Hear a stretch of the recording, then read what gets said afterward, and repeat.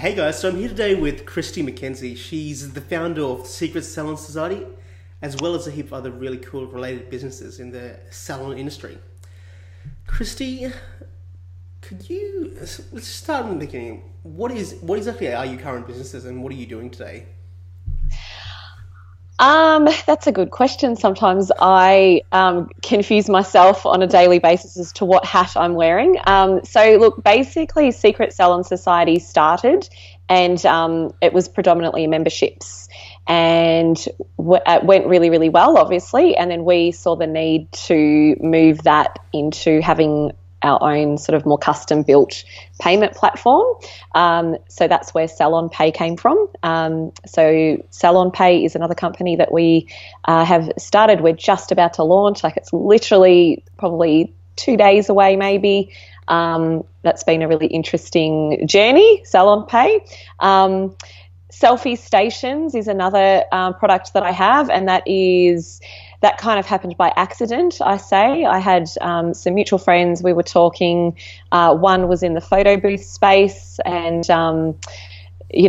operating in lots of different countries, hiring out these open style photo booths. And I just thought that would be so cool for hair salons. I'd seen a few guest artists using them, but I just kind of took that opportunity and ran with it because I had, the gorgeous Mia from Fox and the Hair at the same time, literally within days saying, where can you get ring lights from? I need a better ring light. And it was like it all just meant to happen.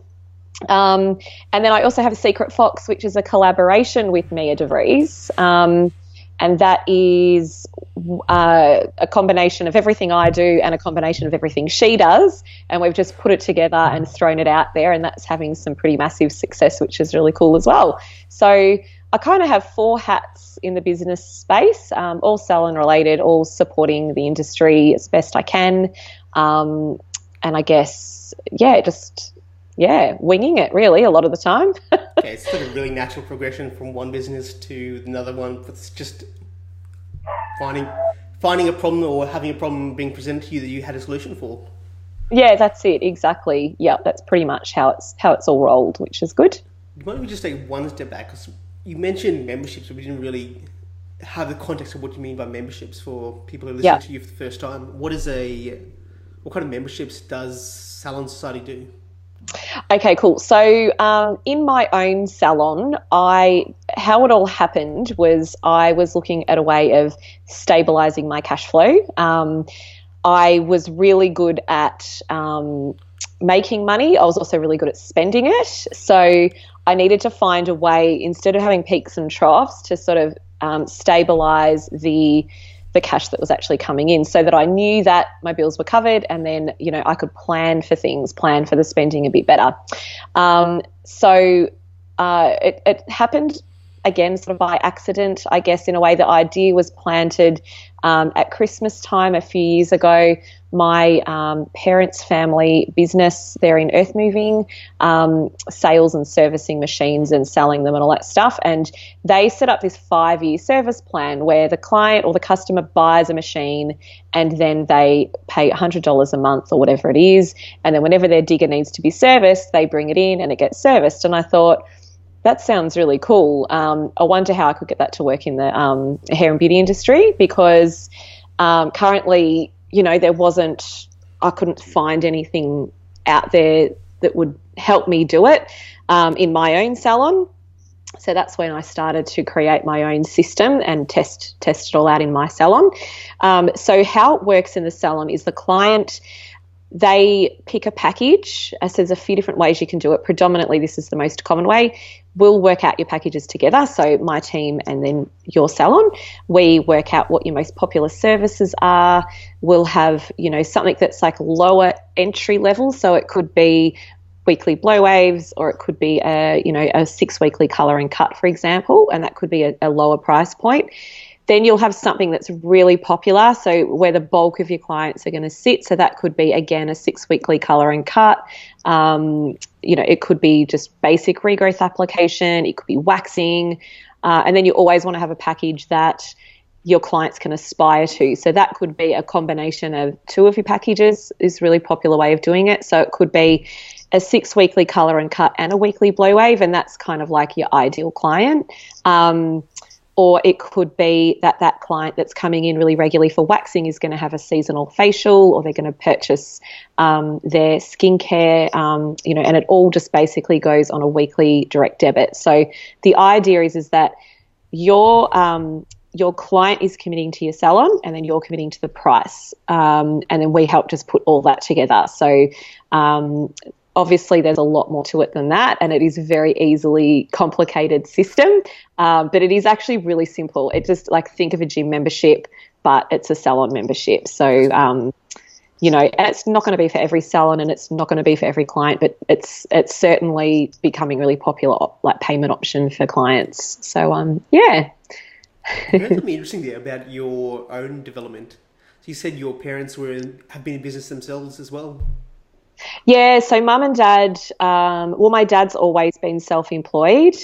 So he had a bike shop when I was growing up, motorbikes, like, Yamahas. And so I kind of grew up, with a really grubby dad. He definitely wasn't a white collar dad. He always smelt of petrol, and he always had, like, oily, dirty hands. And, we just grew up in that bike shop, for a period of time. Then in the 80s recession, he lost it all. So, that hit my family really hard in the 80s. We lost the family home. My dad lost the business, and that definitely was, impacting on the family, going from having the double-story, 4-bedroom brand new home in a court, in a new estate, like, that's the dream, isn't it? With all the kids, to, like, starting again in a not so good an area. It's actually a nice suburb now, but wasn't so good at the time. Lost everything. And then he went into earth moving, and my dad's just always been, like, good at just putting himself out there and making it happen, and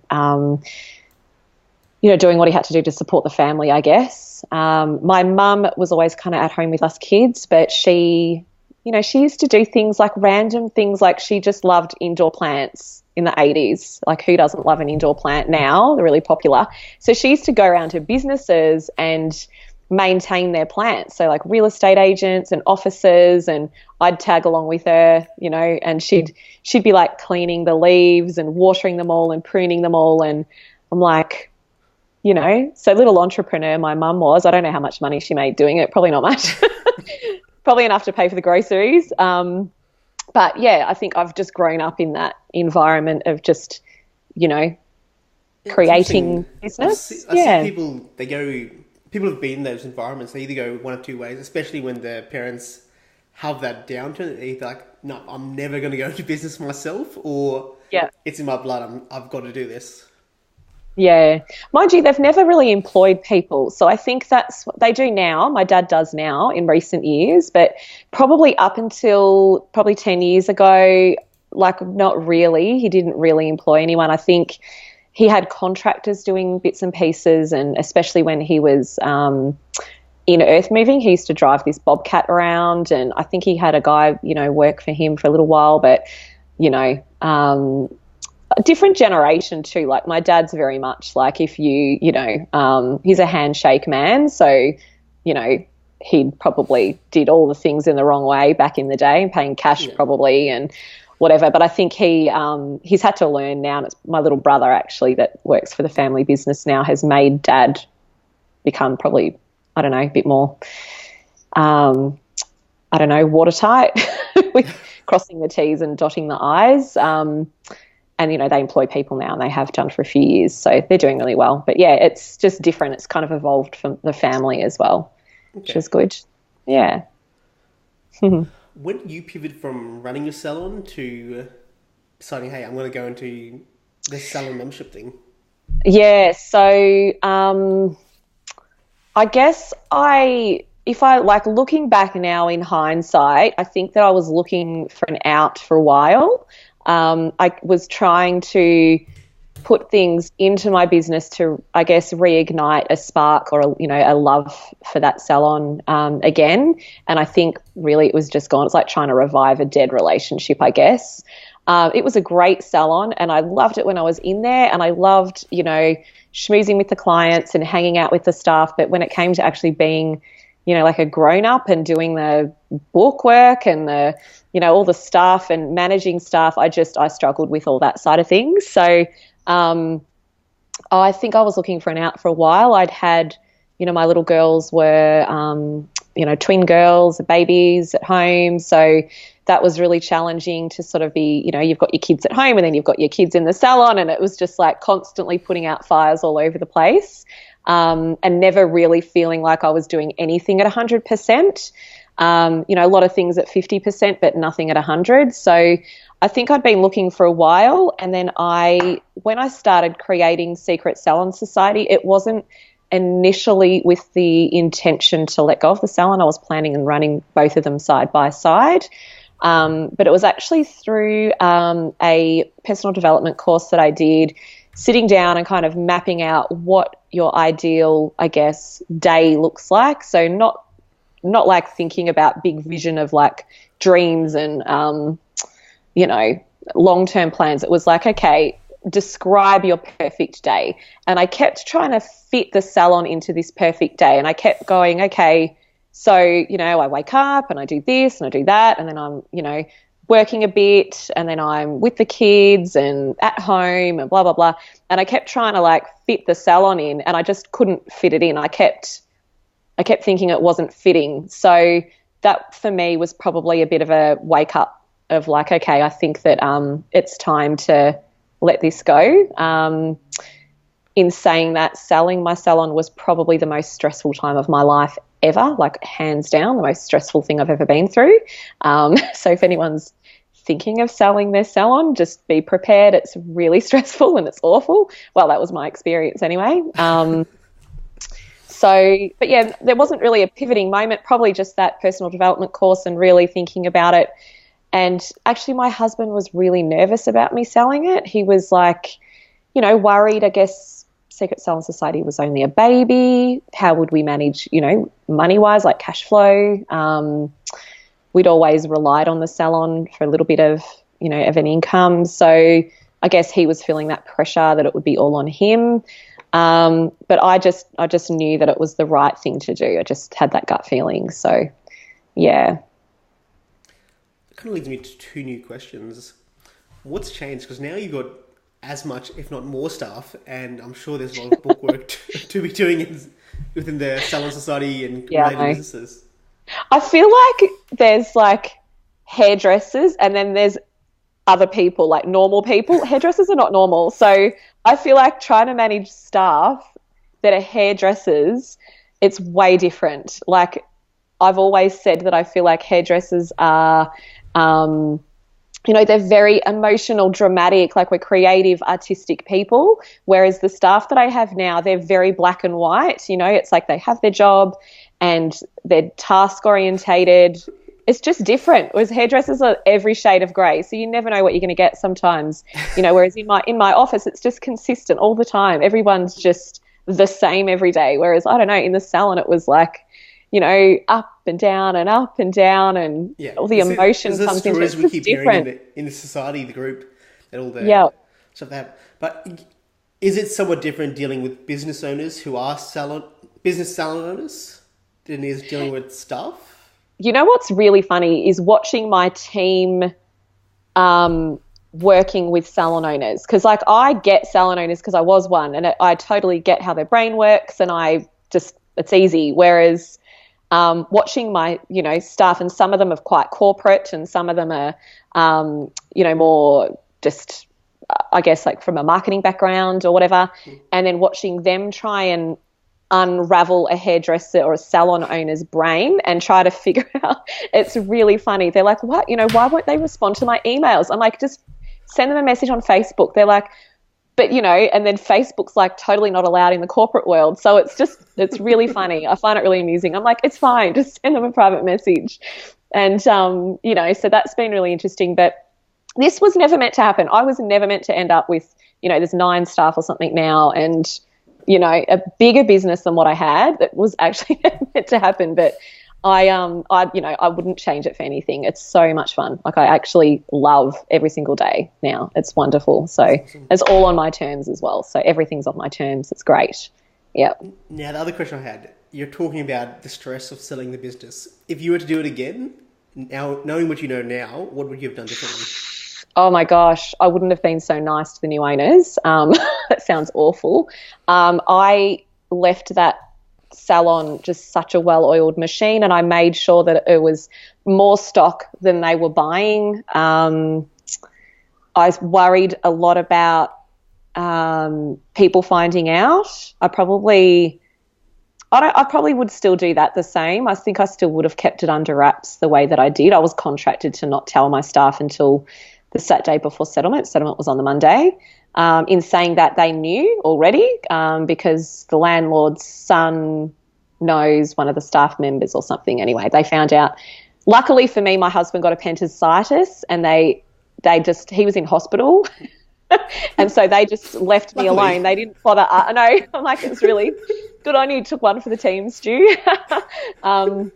So that kept the questions at bay. I think they thought, no, we will just leave her alone, and then it was settlement. I really did the right thing by my staff when I left. I made sure, I guess, that everything was perfect, but the new owners didn't really care. And I can say that because it's actually sold and then sold again. So it's on to its third owner now, 3 ownership changes in 18 months. So, no one's ever going to do it the same as you. And you should leave some stuff for them to change, I think, because then there's pressure on them to be doing it exactly how you've done it. But I don't know. I probably would not worry so much about what's going to happen, because I did have a sale fall through. So I had an offer on the table, and then that was stressful, and then that fell through, and the world didn't implode. That was fine. So then when another offer came in and, 2 weeks later, and then that actually went through, I guess there was that fear that might fall through, but, if it did, someone else would have bought it, so probably not to worry so much. Whatever's meant to happen is meant to happen, and I think just to trust the process a bit more probably, and not to – I think I probably would have been a little bit more protective of my money if I had my time again, because like things with the stock levels and, I got the windows cleaned and I got the pest man in and just stuff like that. I just left it. Like I probably spent $5,000 on stuff like that I didn't need to spend. And I did that because I wanted to make sure that I was doing the right thing when really it's not really my problem. So I probably should have been a little bit more ruthless, but, that's not really me either. So it wouldn't be you if you did that though. I think that's what people see when you're doing something, so that you actually care enough to do the stuff you don't have to do. Yeah, that's true. That is true. And I think, I don't know if I don't think that will ever change, because I don't know. I've been brought up that it's, that's, you do the right thing. So, I guess you treat others how you want to be treated, and that's how I've always sort of, run my life. That's how I've been brought up. So, yeah. It almost comes through from your dad and that handshake deal. Like, you're going to get screwed at some point. Like, no one has the same ideals as we do, but it kind of evens out the times you meet the good people. By the time you've done enough business with them, that's your circle of people, and you get that gut feeling. Yeah, and I think that's true. And I live my life now basically purely run on gut feeling. I do, like, not ignoring yourself. Like you should never ignore those little gut feelings you get. And if any kind of space thing, business owners are the ones I always say is, I've got a gut feeling about it. Talk to any other profession. They're like, are you crazy? What do you mean a gut feeling? That's true. And that's probably where we're tapped into that side of the brain, aren't we? That creative, emotional side of the brain, because that's what we do. Whereas I think people that are, probably more, task orientated and, they're not really tapping into that creative side so much. So they just they do their job, and that's kind of, it's kind of it. But you still have gut feeling though. You do. Yeah. You just have to learn to. There's different ways to do it. I think that gut feeling is more a developed sense of this is what's going to happen? Because Yeah. you've seen it before. Like when you start, no one has that gut feeling that's as perfect. Yeah, and I think sometimes it's hard to differentiate the difference between what is like a bad gut feeling and then what is fear, and I find that tricky sometimes because I'm like, am I just fearful of this? And if that's the case, then I'm going to do it because I don't let fear control me.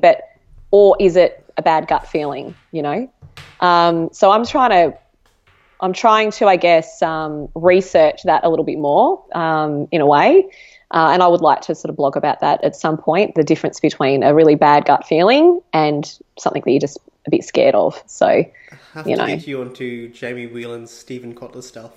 Yeah, please do. Send me. Yeah. Sounds good.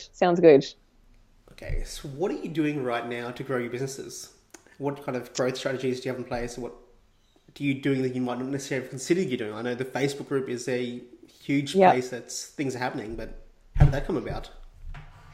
Yeah, so I sometimes wonder if I came along now, would it have the growth that it has? Because I feel like, there's all of a sudden lots of big kind of there's lots of groups, lots of Facebook groups where people are building their businesses, and Carissa Hill's another really great example of a growing a business through a group. And there's so many, and I wonder if maybe it's time for something new. Like I wonder what's around the corner next when it comes to that space, because I feel like if I was to start Secret Salon Society now, and then if I was to set up a group, I don't know if it would work the same way. I'm not really sure, and I'm very lucky at this point in time. I don't actually do any marketing as such, which makes marketers' heads implode because I haven't had to, which is really good. So I'm really excited to see what's going to happen when I do actually sit down and have a proper marketing plan and roll out some funnels and all that stuff. Like I'm excited to see what will happen. Maybe you'll have to help me with all that, Joss. But my strategy is to be thinking about what's going to be happening in 12 months' time. I'm always in that place. So we're launching Salon Pay like now, and that's very consuming, but I already have a list long of where I want that to be in 12 months' time. So you've been feeding it out to the groups for last 6 months, 3 months, 3 to 6 months? Yeah, Salon Pay's 2 months late. That's a whole nother topic of conversation. And, I've had to learn to be patient. I can't rush developers as much as I want to, and I'm very used to I'm like an action taker. So I'm like, this is what I'm going to do, and I just do it. I don't get how things can delay. But anyway, it's delayed. There's nothing I can do about it. I'm just, I've seen that change in you the last maybe 2 months. You really, yourself have changed the way that you approach things like that. So I've kind of noticed. Just have to. I mean, you can't control I am a bit of a control freak, and you can't control everything. So you have to learn to let go and just trust the process. It's going to happen. It's going to be amazing. I'd rather have a perfect Salon Pay than a Salon Pay full of bugs, and that would be more stressful to have emails constantly, or Facebook messages probably constantly saying this isn't working, that's not working. That would be really stressful and really damaging to my reputation as well. So I feel like, look, what's at the end of the day, it was meant to be launched 2 months ago. Well, it was meant to be launched 2 months ago. I'd allowed a 6-week buffer, so and it's still late. So I feel like we've probably been feeling the pressure for the last, say, 2 or 3 weeks.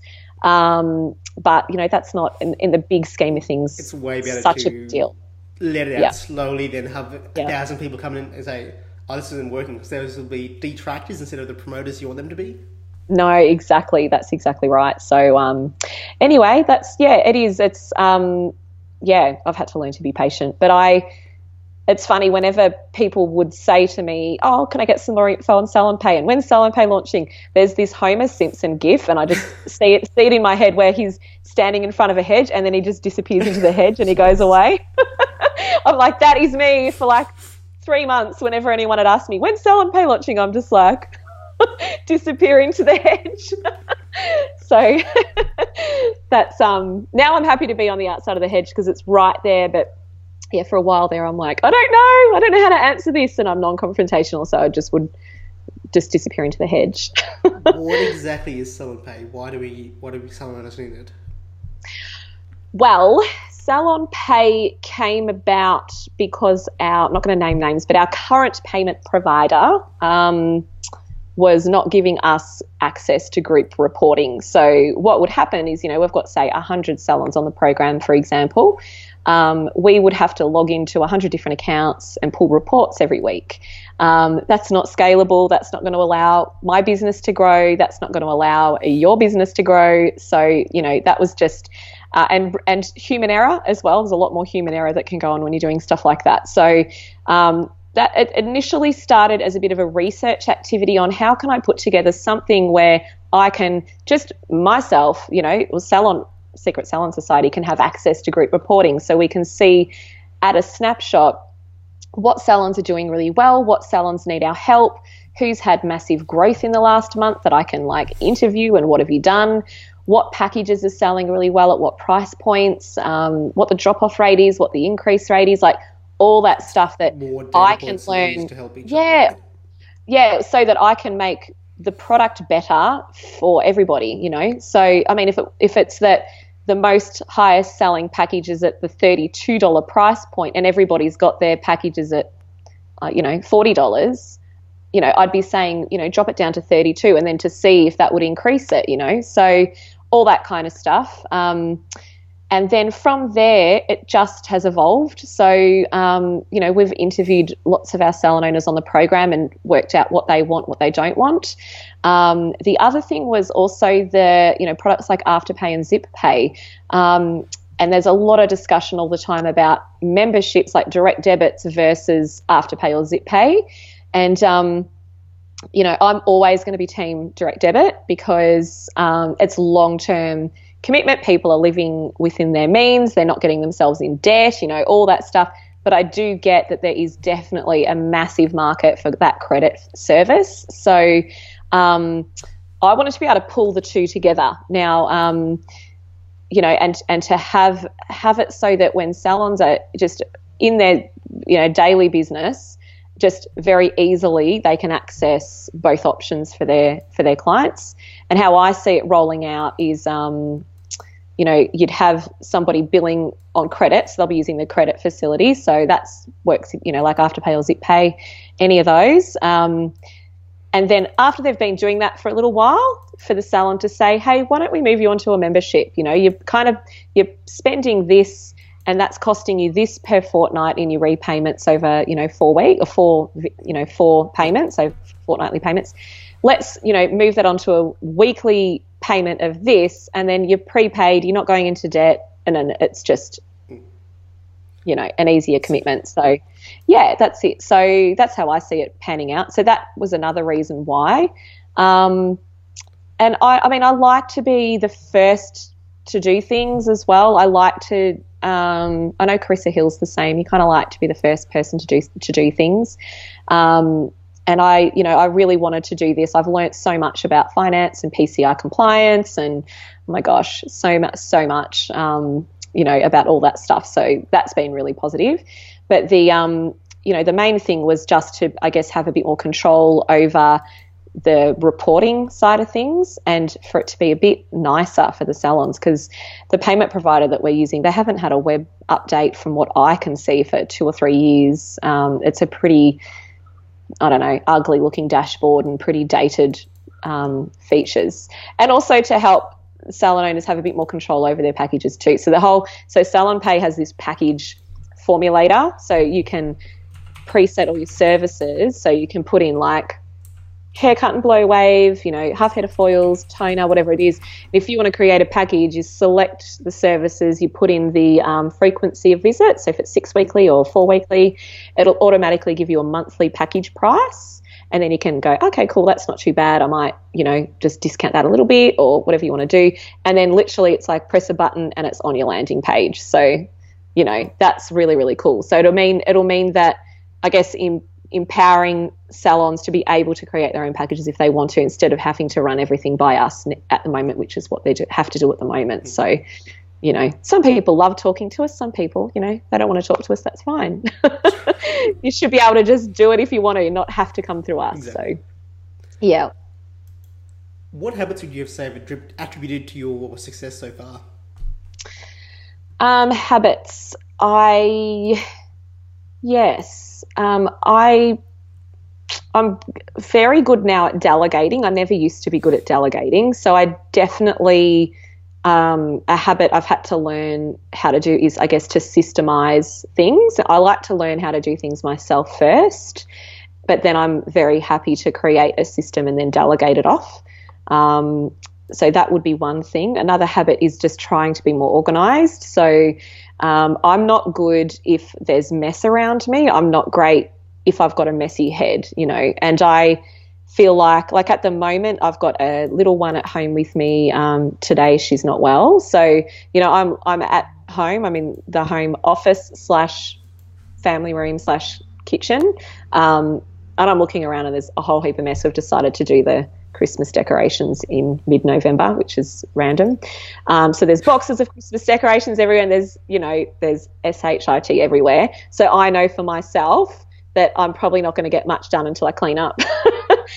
So being organised and trying to keep clutter-free is a habit of mine, definitely. I have regular declutters where I will regularly go through the wardrobe and just get rid of stuff, and go through the kids' cupboards and the kitchen cupboards, and just decluttering constantly is a habit. What would be another habit that I have? I've got a lot of bad habits. Like, I don't ever turn my phone off. That's a bad habit.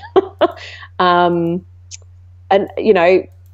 another habit I would have was trying to keep my inbox empty, like try to clean it out every day. Again, that's probably decluttering. Habits, I guess, probably the systemizing and being more organized would be the daily habits. I have a habit that I've created in and around when I have fears about things. I don't know if you want to hear about that one. It's a little bit. Yeah, go for it. So I guess one thing I've come across with working from salon owners is lots of people are very fearful about things. And going through that whole period of time when I sold the salon, and I had a staff member put in a Fair Work claim, and it was really awful. There was a lot of anxiety and a lot of fear around that time. So I have what I call I ask myself a few questions when I'm thinking about, oh my gosh, what if this happens? So I'll ask myself, okay, what's the likelihood of it actually happening? And I put it I scale it between 1 and 10. So what's the likelihood of it happening? And then I say 1 to 10 what it is, and actually physically write it down. And then the second thing I do is brainstorm, okay, what am I going to do if it does happen? So what will I actually do? So, for example, with this, if we want to call it a staff member, if that's relevant for people watching, staff member put in this Fair Work claim. There was a bit of was she, wasn't she, and she did. So scale of 1 to 10 was probably pretty high. I knew she had that personality type, so she did. So that was what happened. What am I going to do if it happens? So then I'm thinking, okay, well, what could happen in that scenario? She could take me to court. She could try and extort, she wanted 20 grand. It was just under the small claim, for what you can go. I think over $20,000, you're not allowed to go to small claims court, which means you don't need a lawyer. It's like $19,880 or something. I'm like, oh my God. Okay. So, what am I going to do? So the worst case scenario is that I have to pay that, right? And then how am I, so if I had to pay that, do I have the money in the bank? Yes or no? Could I get a loan? Yes or no? and then how to deal with it. So you map out the fear.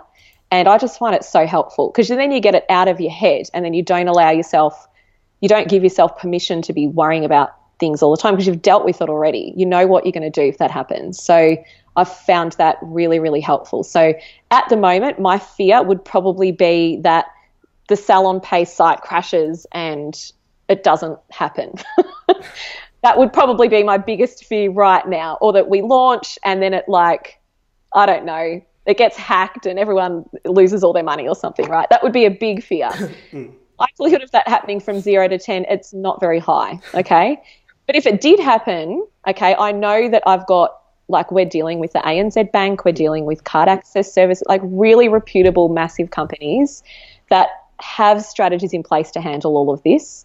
I've got rock solid legal contracts done up. So, I know personally for me, I'm not going to lose my house, all that stuff. So I've worked through that process. So I know that if it did happen, I'll still survive. My kids will still be healthy. I'll still have my house. They're the important things, aren't they? So,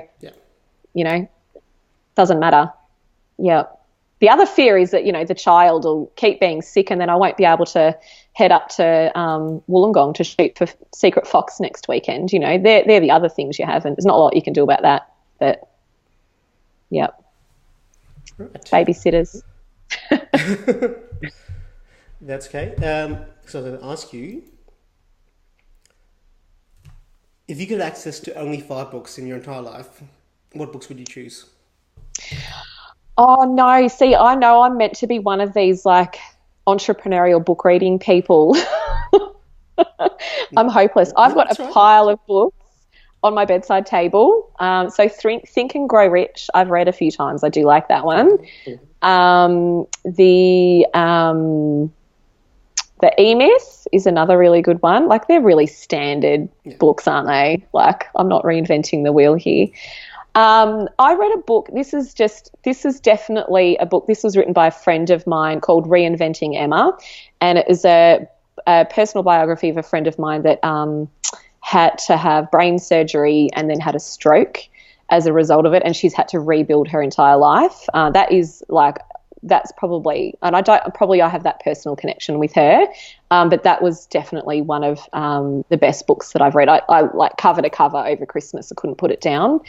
I'm probably, I need to be doing lots of different things at once. I get bored easily and I'm a multitasker. So for me to sit and read, I'm always thinking in the back of my head all the other things I should be doing. So I like listening to audio, podcasts, because I can be cooking or I can be doing some folding, washing. I can be doing other things while I'm also listening, which is a terrible habit. So maybe you can tell me your favourite books, Joss, and then I can make sure that I read them.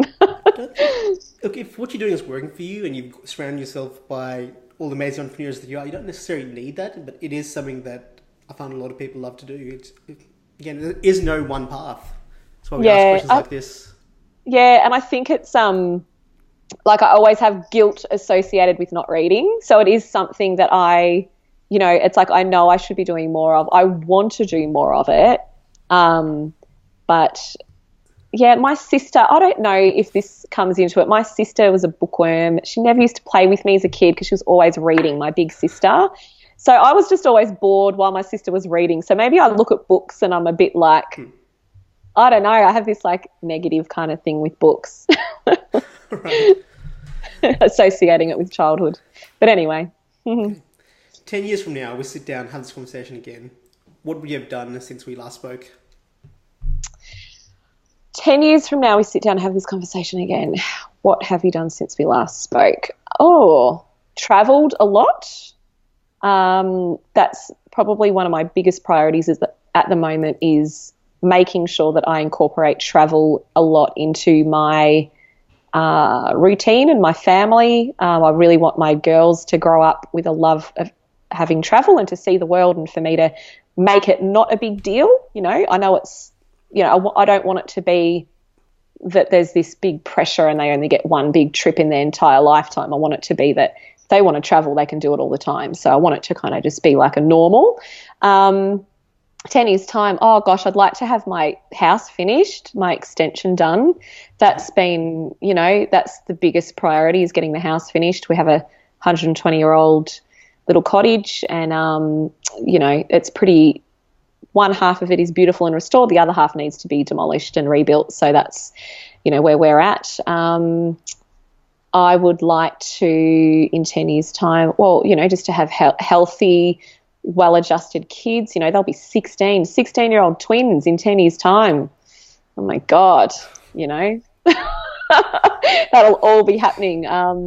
What have I done? I've probably got, I don't know, I think I'd still be doing what I'm doing. I can't see any plans for any of that changing too quickly, but if it does, then, and if I do sell things, it'll be like, I won't be being too nice about it like the other business. It'll be like gone and I'll move on. And I would like to think that if I had sold anything, it would be the umbilical cord would be cut and it wouldn't be, traumatic or anything. I don't know. Maybe I've read more books. Hopefully I've read a few more books. All right, there's a few questions here from members of the society, so let's go to them. So I think you've already answered this one, but let's ask a question anyway. This one's from Peter Marie Harrison. Just looking forward to what Kristy has to say. Would love to know how you deal with stress and keeping her staff engaged when you're not around. So you've already answered a bit about stress, but how do you keep staff engaged when you're not in the salon? And I'm definitely not the one to ask about staff. Like I just assume, and I'm very trusting that everyone's just doing their job. I had a really good manager, so I think that was part of my Shannon will just deal with it, probably not the best thing. How to keep them motivated when you're not around. I think just, at the end of the day, people just want to know that they're appreciated and that they've done a good job for you. So I think if you're not around, to be constantly, just even a simple text message letting them know that acknowledging something great that they've done for that day is really good, because it's really easy to get in the zone of they haven't done this or they haven't done that. It's like, okay, well, what have they done? Because you can't have motivated staff if you're not pumping up their tires. You have to keep them feeling like they're wanting to be, successful. So, simple things like having checklists is always really good. That's always really, really good. And that comes down to probably, getting the clutter out of your brain and writing it on a list, and then, keeping them accountable. And that's not an area I was great at, so people are probably going to be better at that than me. But I think definitely, the stress thing is probably my forte. I don't allow myself to get stressed, like we talked about fears. Keeping yourself in check with stress and acknowledging that you're stressed, and then going, okay, what do I need to do to get myself out of this space? Because, stress just leads to so many issues, relationship issues, health issues, probably issues with your kids if you've got kids, issues with your staff. It'll just infect everything if you're stressed. So it's easier to say it than to do it with stress. It's easier to say don't be stressed than it is actually to not be stressed. But I think the first step, like with anything, is acknowledging that I'm really, really effing stressed right now. And, who's there to help? Who's there immediately that can even just pour you a wine and you can just talk about it? That's probably just even the best thing. And then from there, write it down, go through all those fears in your head and write it down and put some strategies in place, and then see if you can delegate off some of the workload, if it's a workload. We're all control freaks, but we don't have to do everything. And, if it's work-related stress, and if you're just overwhelmed with, you've got too much on your plate, if you're not delegating and systemizing and getting your team to help you, then your business isn't worth anything. All your IP's in here.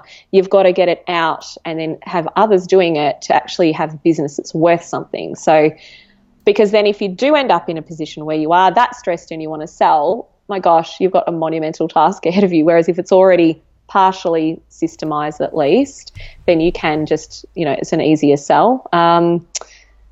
If it's house, if you're stressed with things around the house, does it really matter? You know, I read a post this morning. I can't remember who wrote it, or something this morning. It was about being grateful, and basically, you know, if there's something going on within your household that's stressful, so long as no one's, you know, dying, you know, really, like, we live in such an amazing country in Australia. I think really there's not a lot to be stressed about when it comes to, you know, your immediate sort of little world. But obviously, I mean, if there's health issues and relationship issues, that's really hard. So, you know, I don't have any personal stress management techniques for any health issues or relationship issues because I haven't gone through that myself, which is very, very grateful that I haven't had to. But ask for help, like put your hands up and ask for help.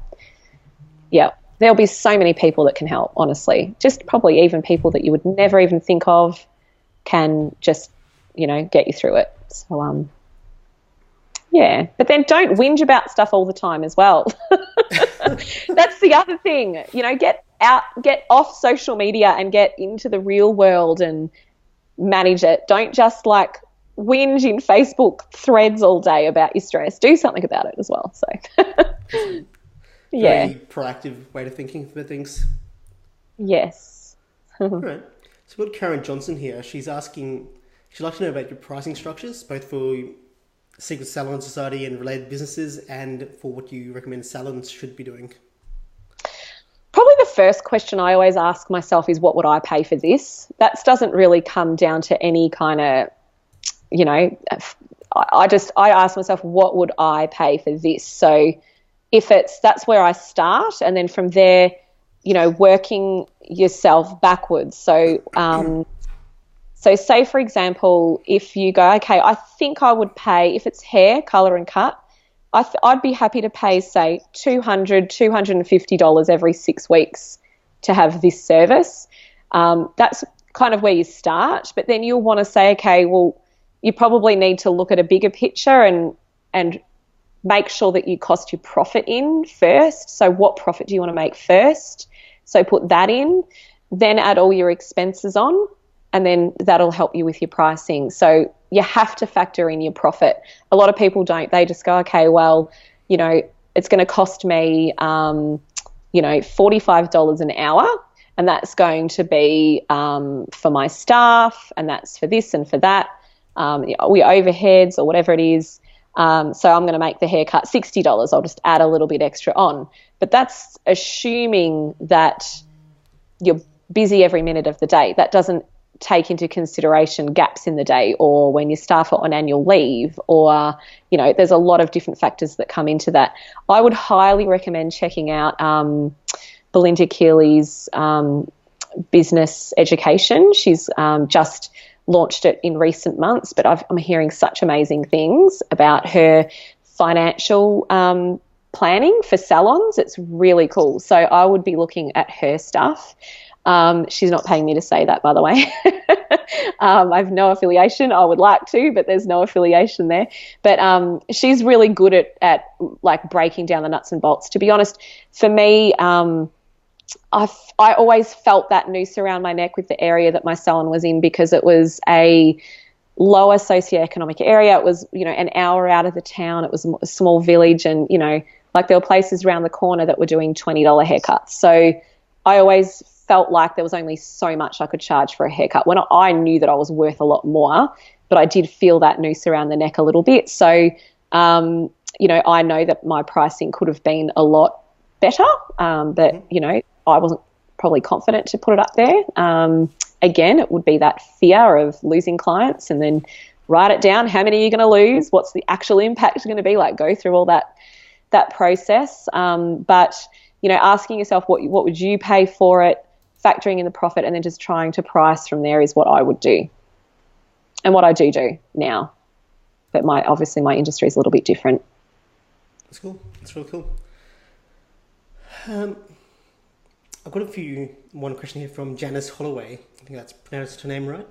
I'd love to hear your tips on juggling business and mum life. In the salon, it's really hard. I know that it's hard, because if you have a sick one at home, you know, obviously being predominantly female-based industry and we're, I guess, seen as being the primary caretakers, what we normally have to do is, you know, cancel the clients and then go home and look after the kid. And then you've got a whole day that you have to then try and reshuffle into your already really tight schedule. So I know that it is really, really hard in the salon to do that. What I would be encouraging a lot of the female salon owners to do is to get your husbands to take time off and look after the kids. I know a lot of you do already, but that is honestly the first thing that you can do to help make your juggle a bit better. I constantly crack it at the whole family, and it's usually I'll go through the scenario and it'll resonate with all of you, but then I'll tell you what's actually happening. So, you know, I'm doing the kids' lunches and I'm doing the dinners and the cleaning and the washing and all the stuff, and I'm running my own business and I'm running my own staff. You know, when you're in the salon, you're doing clients and then you're probably cleaning that shop as well, doing the washing there and everything there as well. And you've got the kids up there too. So, you know, and then what happens is you get to the end of the day and you just lose it and you crack it and you know, it's no one's helping me, blah, blah, blah, blah. I can't do everything, like, you know, and you really get quite angry. Now, really the reality is that, one, I haven't asked for help. I've just taken it all on board myself to do it all myself. And you don't have to do that. And if you do have a husband that makes you do that, then you need to get a new husband because that's ridiculous. Two, I'm not organised. So it's usually when I maybe haven't done the grocery shop, or, you know, if I don't want to do it, I just need to ask my husband to go and do it. And he'll happily go and do it. I think a lot of the people in our lives stand back and they don't want to interfere. You know, that's for me the biggest thing. Whereas is if you learn to actually ask for help a lot more, then, you know, people are so willing to help, especially partners, sisters, mums, dads, all that stuff. If you've got a support network around you, just to be utilising that a lot more. But I get it. It's really, really hard and I'm definitely not perfect at it. This year for me has been amazing because the twins are at primary school, so it's freed up so much more mental energy. But things like I do online shopping. So, you know, on a Wednesday night, Stuart and I just sit down and quickly do the shop. We did it last night. It'll arrive tonight. So then I know for the weekend, I don't have to go to near the supermarket. I hate food shopping. I hate it. The other thing I've done is I've gone through and like all the bills.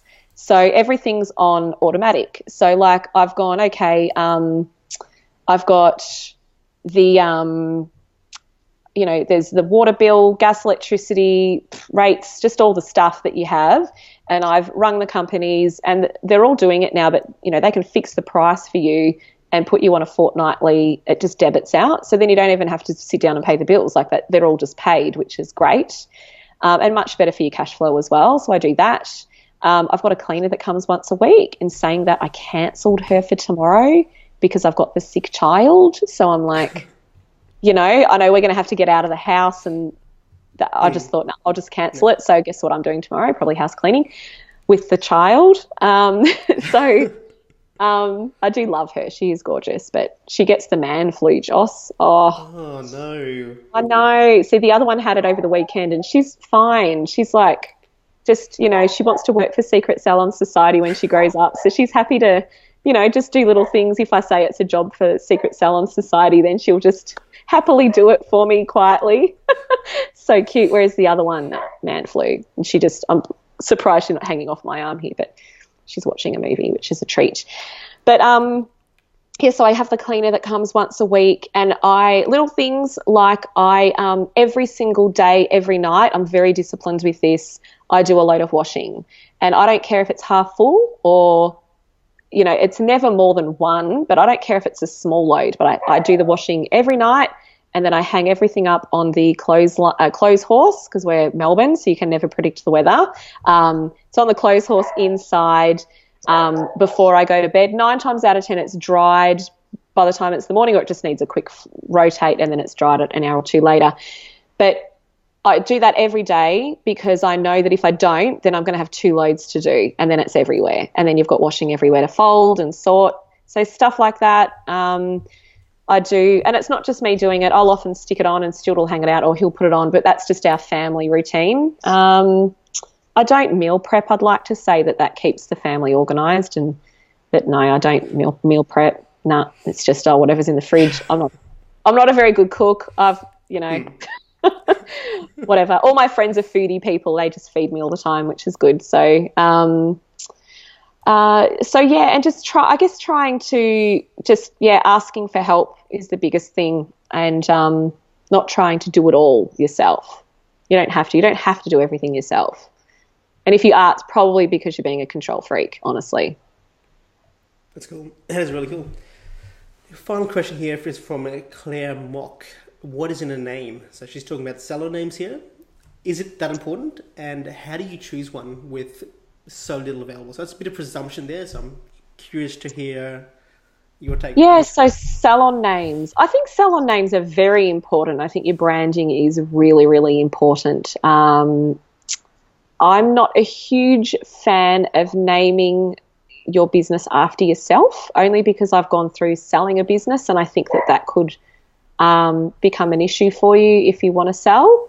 I would be I like to do everything where I start with the end in mind is a big motto that I have. So I would be thinking if you, at some point you're probably going to want to sell your business. Like that's probably or you're just going to stop, one of the two. It's rare that, you're not going to be cutting hair when you're 95. So at some point there'll be that end. So I think if you can come up with a name that's separate from yourself but still part of your personality. Actually, we have a branding exercise on my website. I'm more than happy if people want to do that, they can, just for their own thought process. It's, not a sales thing. It's like if you just want to do it to mentally think about your branding. But I think that, a name's important. Look at what's around you. Don't be cliche,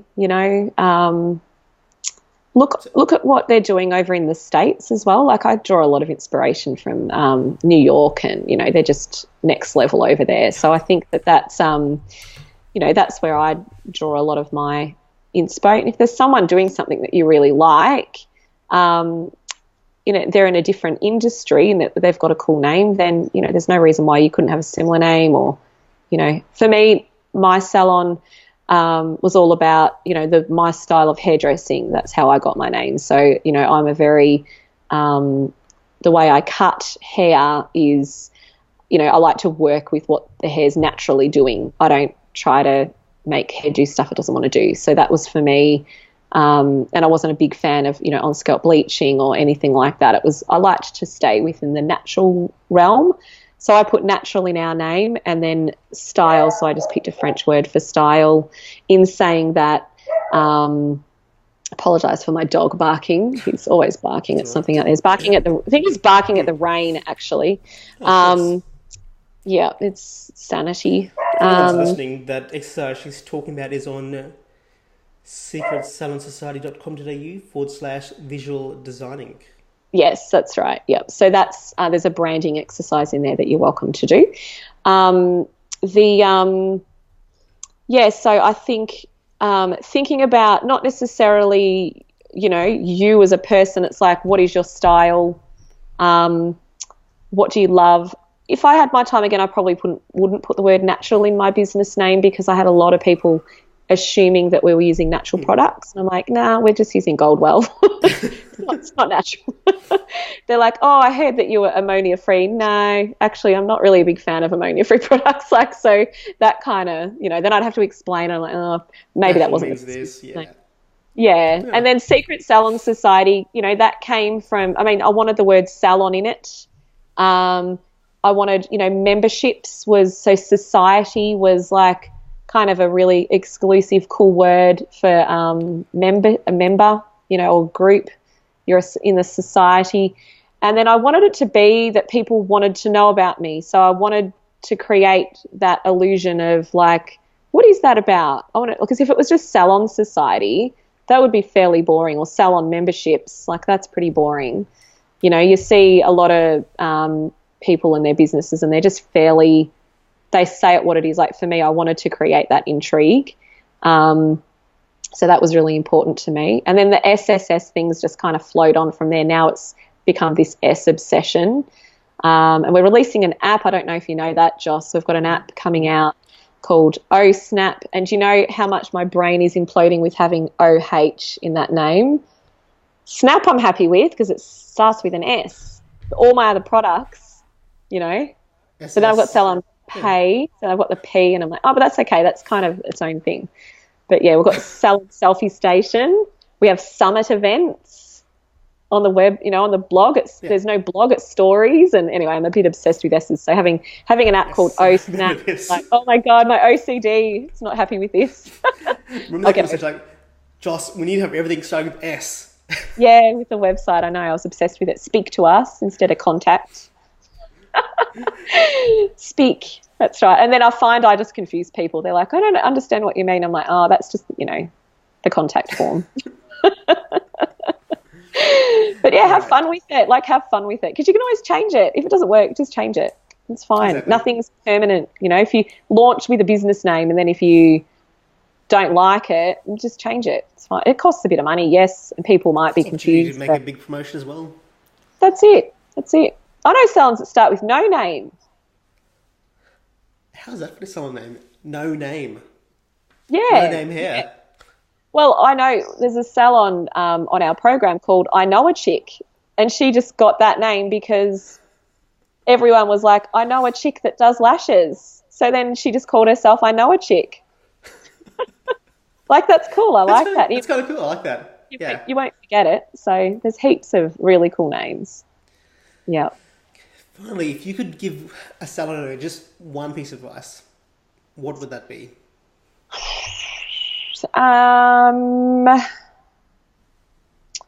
One piece of advice that is hard. I would be probably going back to how I live my entire life. It would be starting with the end in mind, and demanding that you're taken seriously, all that stuff. So I wrote a big blog the other day about it, and I can't believe I haven't actually blogged about it before. I think I've done a Facebook Live about it before, but starting with the end in mind. So, you know, be that CEO of a company, straight up.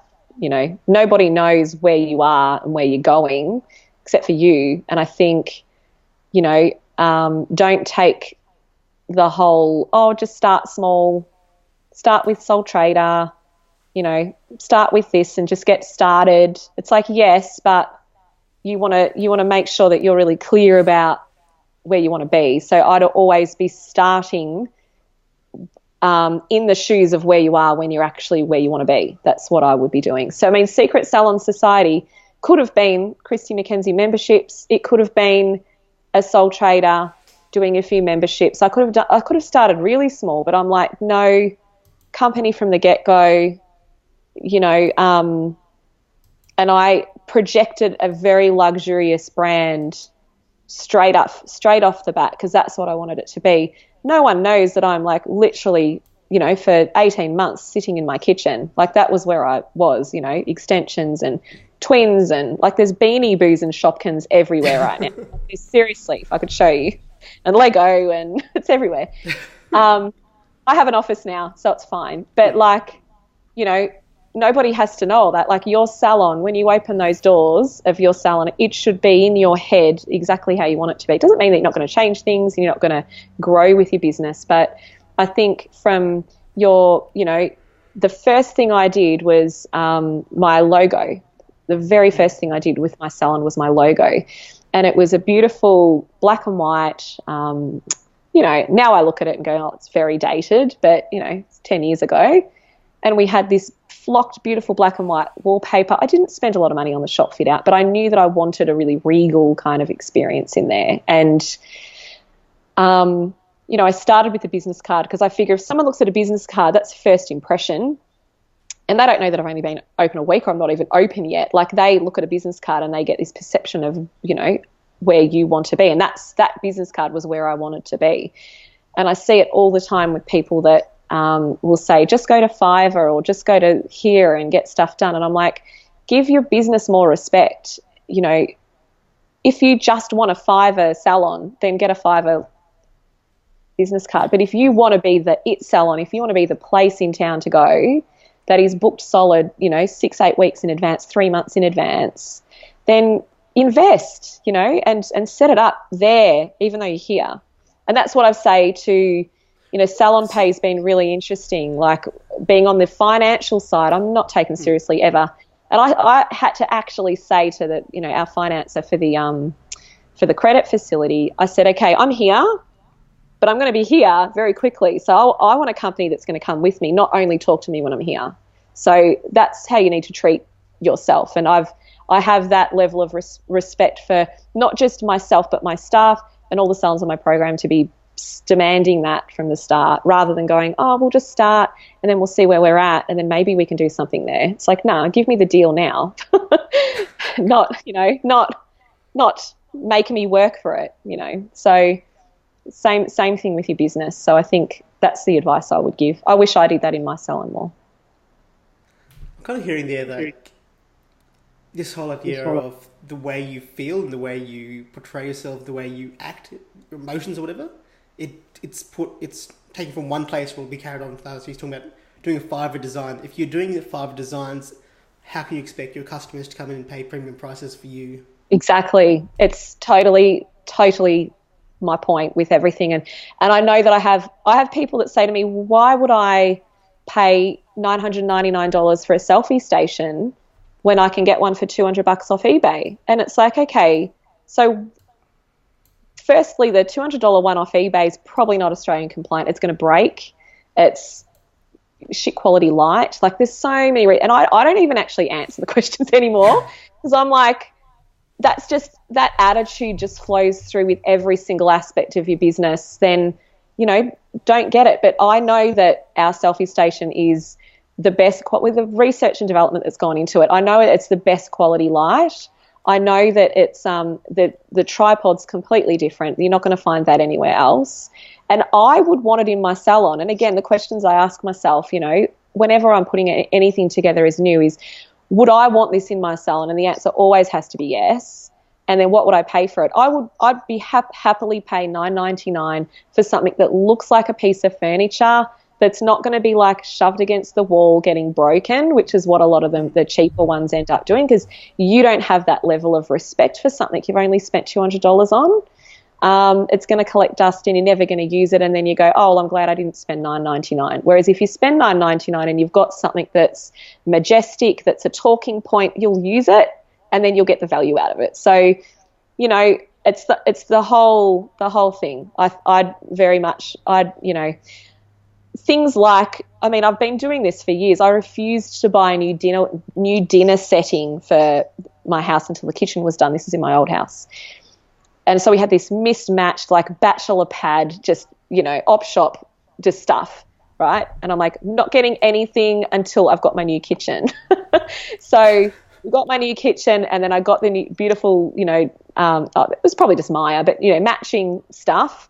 But it's like, I think it's the same, like, you can't do it the other way around. Like, I don't know what I'm trying to say there. I'm getting all muddled now in my head. But I think if you have a vision for your salon that it's going to be the best salon in town, you're not going to serve chipped dinnerware to your, teacups and stuff to your client. It's going to be good quality, or just different talking points. I'm all for the little things and the talking points as well. But that's my advice, would be just to, have respect for what you're creating, not just do it just because that'll do. That'll do. I hate that'll do. I'd rather not. I think that's where I was going with the dinner setting. I'd rather not do it than do it half-heartedly or cheaply. I think that just screams, cheap stuff screams cheap stuff, doesn't it? Yeah. It makes you feel like that as well. So you don't have the right vibe. I can see, like, I can tell if a logo's been done on Fiverr versus someone's done it. And yeah, you pay a little bit more, but you're supporting Australians as well. You're supporting local people that have trained and been to uni, and it's not a cookie cutter template for $5 off Fiverr, it's offshore. So, and then you don't get the right. We see it all the time when we're putting together the banners for the selfie stations. Where you have people who don't have the right formats of their logo, and then they have to pay for it to get it all done again anyway. So, anyway, that's a whole other topic of conversation, Joss. Something you learned on there, I was just talking about. Now I lost my train of thought. All good. Talking about. We're talking about salons. There we are. Talking about Australian, how some people just don't get it. At what point do you see that as education of the client and people of the market, as opposed to this person's just never going to come up and I think in their quality? Yeah, so my mum said something to me once, which I always remember. Kristy, you don't have to be friends with her. You don't have to be best friends with everyone, is what she said to me, because I would struggle with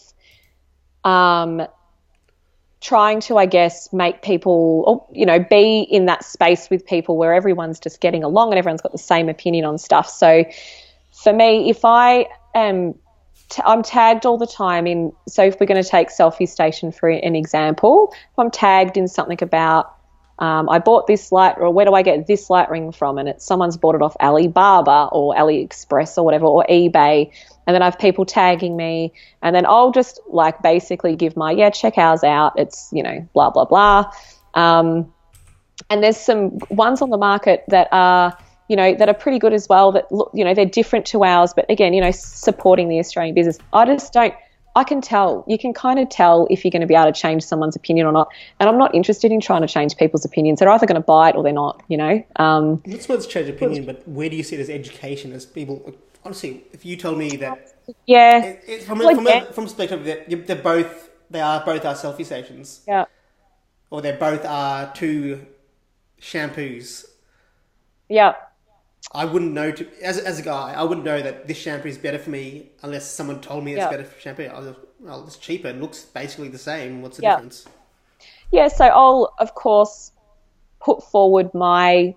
I'm happy to educate with whatever I can, and put it out there. But I think that I guess sometimes you get to the point where you can't. You can lead a horse to water, but you can't make it drink. So. You can just give the information, and if somebody, someone's going to be cheap, they'll be cheap. It's just how it is. No amount of education is going to. Yeah, and you're right. It's the same with shampoos and conditioners and stuff. I mean, we know, when you're sitting there with a client, you can go on and on about chemicals and the animal testing and the just whatever. But you know if that client's just they'll listen and then they'll just go and buy it anyway. They don't care. So. And then you've got your clients that will go, oh, right, okay, yeah, well, I'll take that, So there is that element of education, but there are some people that you just go, it's not worth it. Pantene. If they're lucky, if it's on sale, they'll get Pantene. Otherwise, it's like Palmolive or whatever. LG shampoo and conditioner. Yeah, own brand, that's it. Soap. Awesome. Kristy, it's been an absolute pleasure. If people want to connect with you, learn more about the society, where are the best places for them to do that? The Secret Salon Society group, the Salon Owners Society group is, the best place, I guess, to get to know me at zero commitment, all that stuff. Otherwise, website's always a good place to go. I'm hopeless on Instagram. I'm really crap at Instagram. So I'm better at Facebook, hopeless at Instagram. So, that's my aim for next year, is to get better on Instagram. But no, just, you can friend me on Facebook, send me a message or an email, whatever you want to do if you want to connect. I obviously have lots on the go, so probably the best thing to do is, just to get on Facebook and do a thorough stalk and just yell out if you want anything or help with anything. That's fine. Awesome. That's awesome. All right, thanks for having me. That's brilliant. We'll have this out soon. And guys, until next time, we'll see you all on the next episode.